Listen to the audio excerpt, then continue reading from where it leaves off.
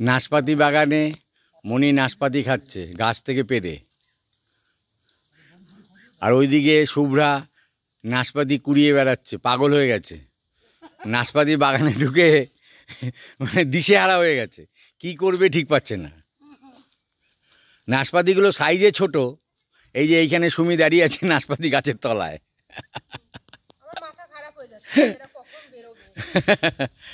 আর এই নাশপাতি বাগানে ঢুকে সবারই মানে এরকম, তো আমরা আপেল বাগানে ঢুকেছি কাশ্মীরে, কিন্তু নাশপাতি বাগানে এই প্রথম ঢুকলাম, খুব ভালো লাগছে।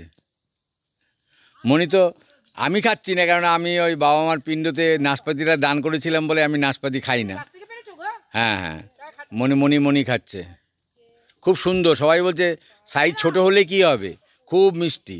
সাইজ ছোট হলে কি হবে, খুব মিষ্টি। হ্যাঁ হ্যাঁ, খাও খাও খাও। সাইজ ছোট হলে কি হবে, খুব মিষ্টি। মনি খাচ্ছে, মনি খাচ্ছে, মনি খাচ্ছে।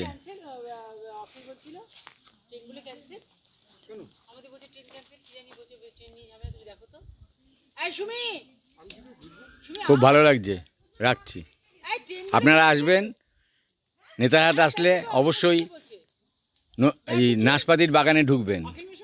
মজাই আলাদা, মজাই আলাদা। মানে ভীষণ ভীষণ আনন্দ পাবেন, ভীষণ আনন্দ। আমাদের তো খুব আনন্দ হচ্ছে, আসবেন, ভালো লাগবে।